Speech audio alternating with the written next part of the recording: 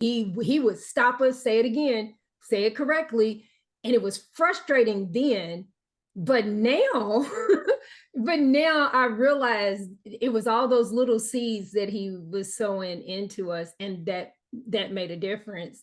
And then I can see that in like my grandson and in my son, well spoken, very well spoken. But that was because I came up in a home that's what it was. And I feel bad for the kids nowadays that my grandson called me and he said, Nana, because I was raising him up until this point.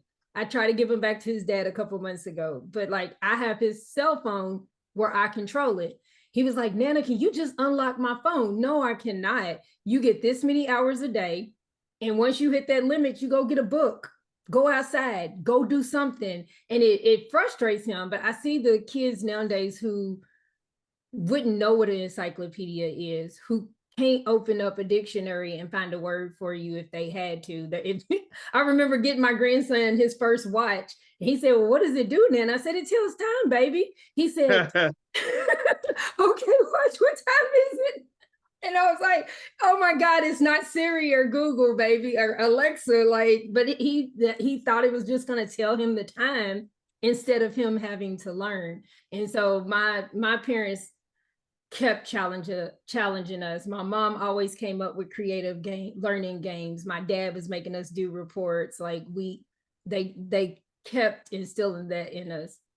So education was a priority, and it wasn't. This did not come from the school system. This came from you, your family demanding something from you and the education that really challenged you to go to a higher level. And I want everybody to pay attention to that. You know, everybody type the word excellence in the chat. Put the word excellence. Let's be intentional. Excellence. Excellence is a choice. It is. Excellence is it's a subscription you renew every day of your life. Excellence it ain't got nothing to do with, what white folks let you do, Mm-hmm. right? It's about what you decide you're going to do. And I think that that's important to understand because a lot of times when we see what's happening in some of our schools where you got schools in Chicago where they got thousands of kids. I think they have 30 or 40 schools in Chicago where there's not one child that could pass the state math or reading test, right? That doesn't read or do math at grade level. Let me say this, boys. I started to say it a second ago, but we have to not just make sure that we're doing it for our kids. We have to hold the school accountable. Mm. I was always in my son's classes with my grandson. They know here comes Nana. Like here I am. Everybody's gonna know me. I remember when my son was in fifth grade, they were trying to say he had ADHD. They wanted to put him on medication, all of that. We got past that point, got him back into a regular class. He was making like honor roll every single time. And the day that he graduated from fifth grade to go to middle school, they had a teacher who had gotten sick and another teacher who was a doctor came to fill in. When we got his report card at graduation, he had a C minus. And I went to the teacher. I said, I'm here every day. I check his work all the time.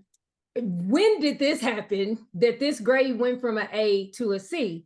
It was an older Black woman. And she said a C is good enough.